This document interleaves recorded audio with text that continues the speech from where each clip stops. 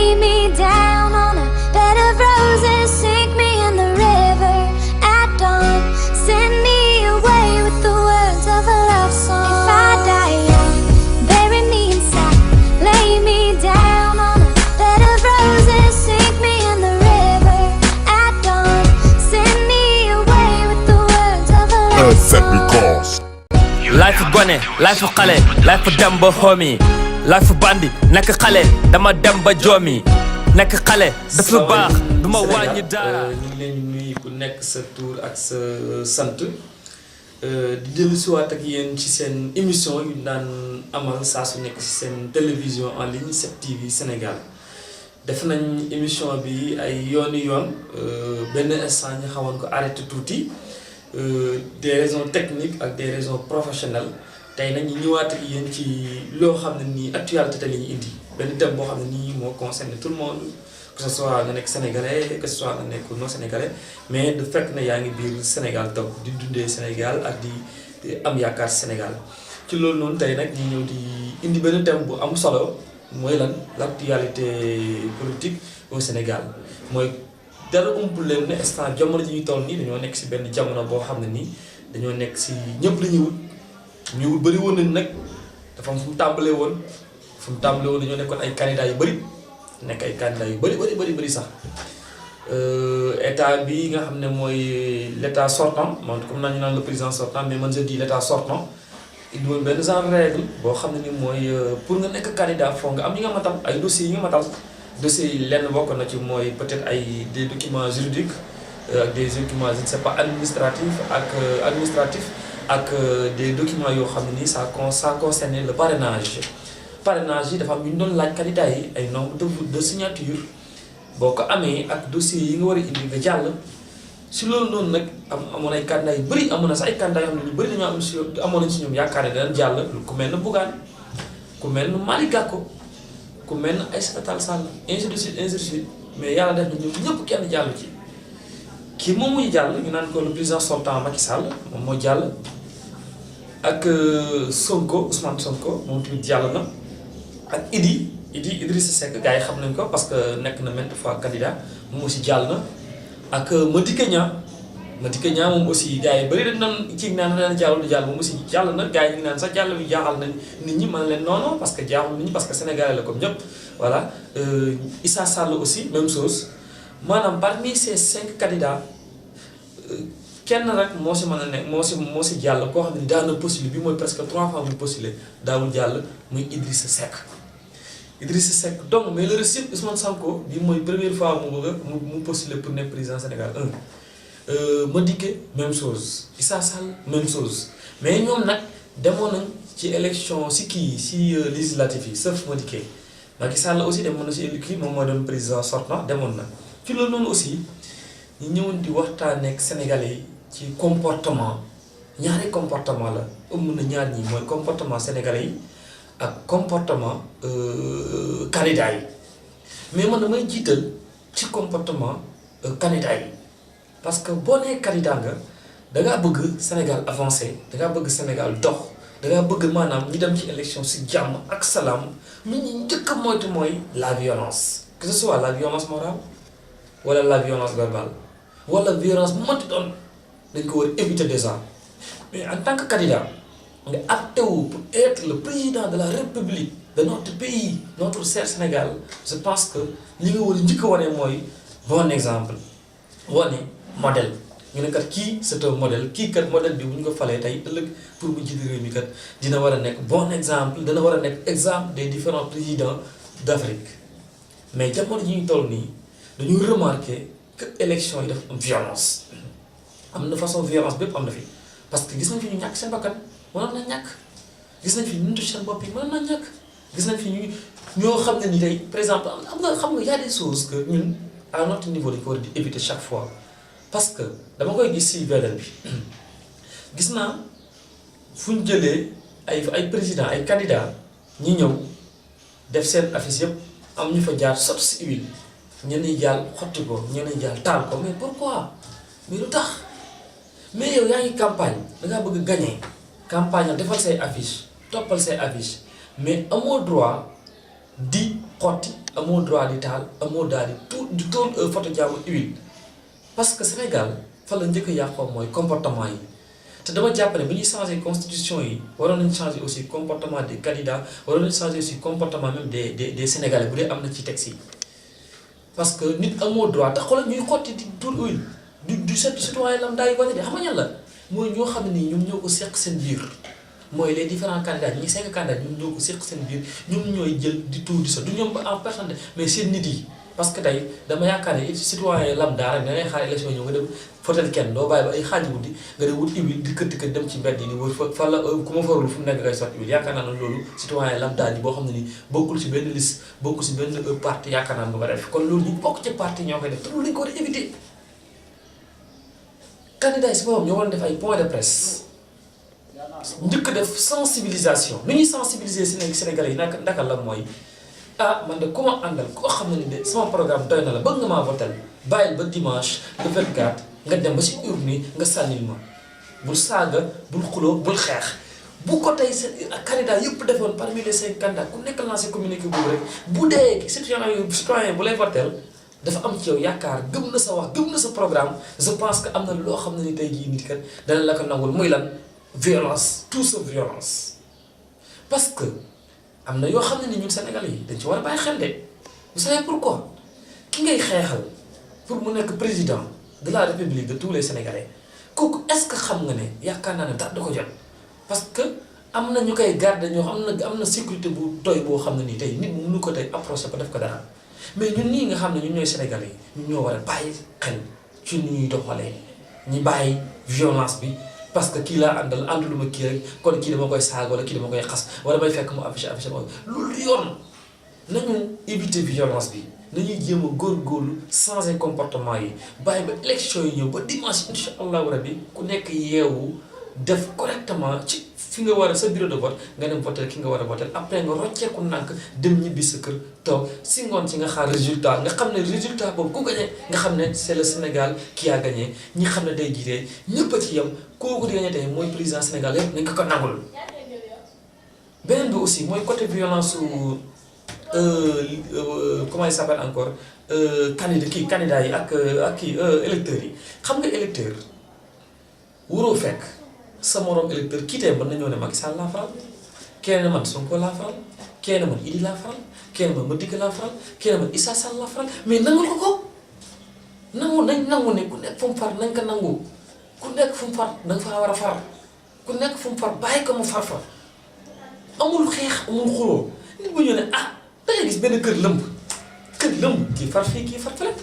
da nga koy gis sax si opposant yi si candidat yi sax da ngay gis nii. da ngay gis si candidat yi kenn koo xam ne ni par exemple tey bàyyam mi ngi farfale moom son fils mu dem farfale mais dañ ko war a nangul parce que bàyyi ak doom ñoom mën nañ bañ jikko mën nañ bañ a bañ ambition mais bàyyi ak doom tey politique wala benn candidat warul tax ñu tas seen famille politique candidat bële warul tax ñu tas Sénégal kon tey ñun ñi ku nekk tey mën nga far foo far teewul ngeen ñu gisee di waxtaan ngeen nekk famille wala ngeen nekk ay frère wala ngeen nekk ay camarades loolu mën nañ nekk mais bu ñu jiital chaque fois kii laa faral la fii ba élection yi jeexul rek dañuy nekk ay ennemis non yow na ngeen di nekkee ennemi ba élection yi fii 22 jours xaw ma 23 jours wala 24 jours ngay nekk nit ennemi ba bàyyi élection yi jeex mais kon kooku bëggoo ko woon kon kooku yow àndandoo xarit ngeen doon wax du dëgg kon tey dañoo war a changer jikko yi changer mentalité yi changer comportement yi ñi xam nañu lépp loo xam ne ni tey par exemple tey moo ñu tax a jóg que ce soit les électeurs que ce soit les candidats mooy Sénégal avancé Sénégal jëm ca kanam. beneen bi may ñëw aussi mooy gis nga Sénégal gii nii pour nga gagné ko pour nga nekk président de la République du Sénégal je pense que yombul xam nga vous savez pourquoi yombul parce que Sénégal dafa bëri ay intellectuels Sénégal dafa bëri ay nit ñu xam seen bopp. Sénégal am na façon kii bu indi bu nekk mais man nga ñëw présenter sa programme dem fi nga war a dem dugg fi nga war a dugg lu ne nga def ko def tournoi def ay tournée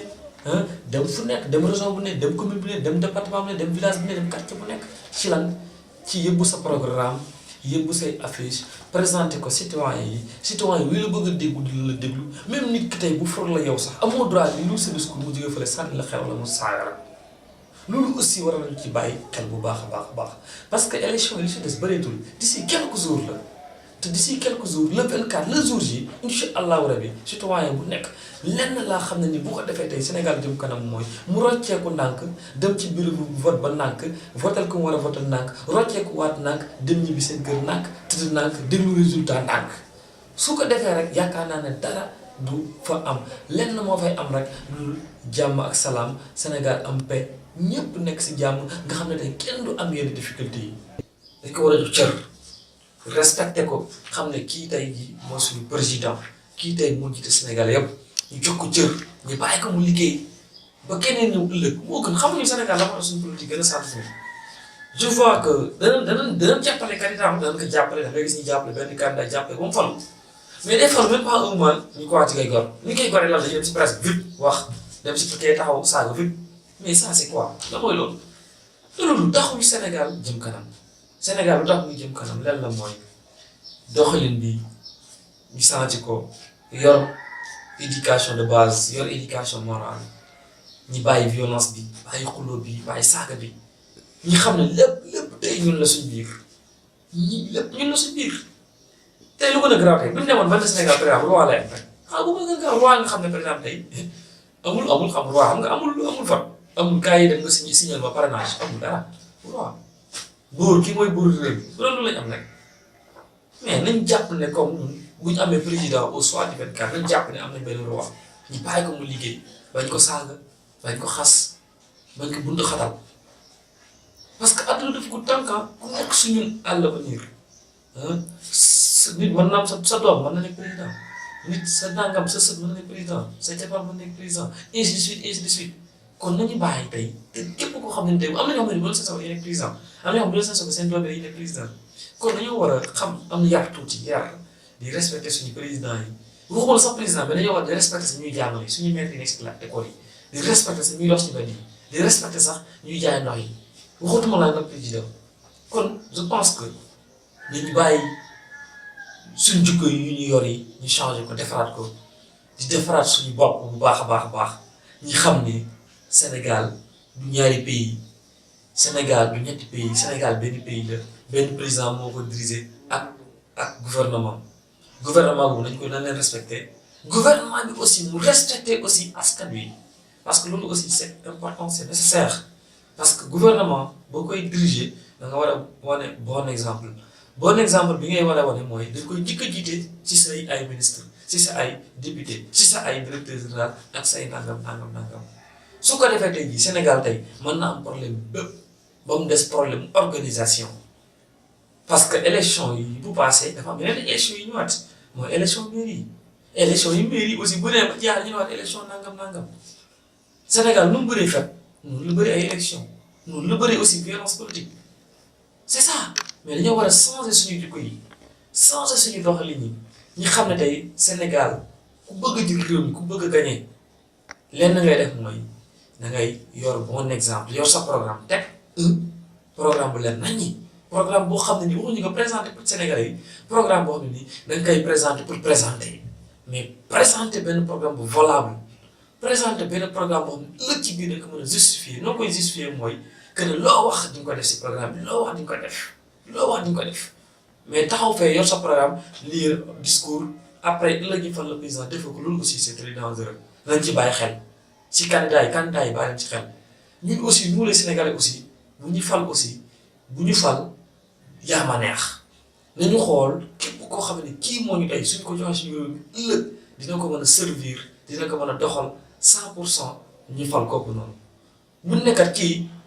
moo ma neex kii moo ma neex non Sénégal tey waroon nañ def campagne tey ba campagne bi jeex duñu am benn moor waroon nañ def ba campagne bi jeex duñu sax am kenn ku mu xoos premièrement bu candidat yi tey defoon nañu war a def citoyen yi def li ñu war a def nañu bàyyi yenn yi saaga bi xuloo bi amul solo amul sens nañu yor esprit intellectuel même bu ñu nekkee ouvrier nañu yor esprit boo xam ne tey bu yëre nañ ko suñu bopp ñu xam lu ñu bëgg xam lu ñu def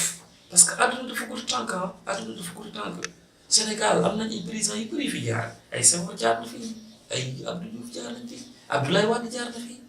Macky Sall doo ñëw après kenn la mën a ñëw kenn mën a ñëw même keneen ak kenn xam nga tey dañoo war a xam suñu bopp xam nañuy doxalee ñi xam ne tey jii tey lépp tey ñun la suñu biir Sénégal bu baaxee ñun Sénégalais yi la Sénégal bu bonee ñun Sénégalais yi la am na dëkk yi ñu naw naan Sénégal non zéro violence Sénégal yi amul guerre mais Sénégal amul guerre mais nag violence bii nii tey chaque politique ñu ne violence chaque politique ñu ne violence chaque campagne ñu ne violence chaque campagne pourquoi lu tax nañu changer suñu comportement yi bañ di xasante surtout candidat yi aussi ñu bañ di xasante bañ di saagante ku nekk yéen sa morom jàmm parce que à l'avenir tey même bu élection yi jàllee sax parmi les 5 candidats dañoo waroon trouvé wu si benn table joxante loxo ku ne Sénégal yi woy kanam jëm kanam ñi xaar ku nekk ba ñu bougé bàyyi bi ne waat yeneen élection am na peut-être incha allah 2024 ñu ne kat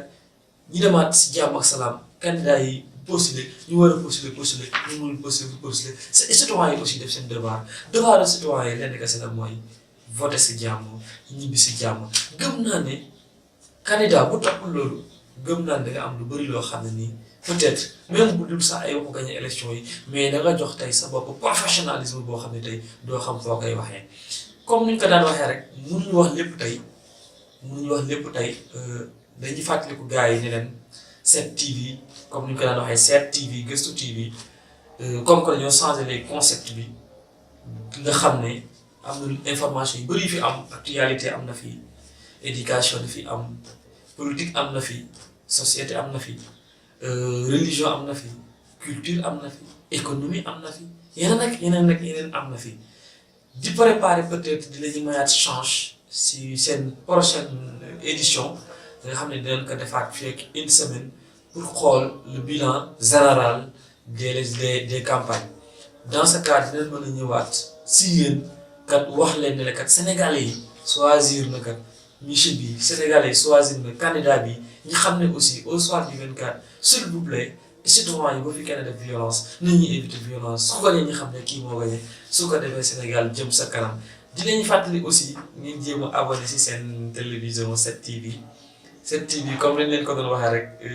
peut-être nag ñu ngi féliciter ak di remercier ñi ñuy suivre tout le temps ak nouveau abonné yu ñu am parce que gis nañ ne abonné yi dafa yokk macha allah di leen remercier bu baax a baax di kontaan ci yéen suivre bi ngeen ñu suivre di leen wax aussi kat ñu ngi seen ginnaaw ak dinañ def aussi le maximum possible pour améliorer contenu bi pour defaraat programme bi pour indiwaat yeneen émission yoo xam ne ni dana intéressé jeunes yi dana intéressé mag yi ñu ngi leen di jaajëfal di leen ñuy gërëm di leen ñuy sant si seen suivre bi ngeen ñu suivre si seen télévision 7TV merci beaucoup.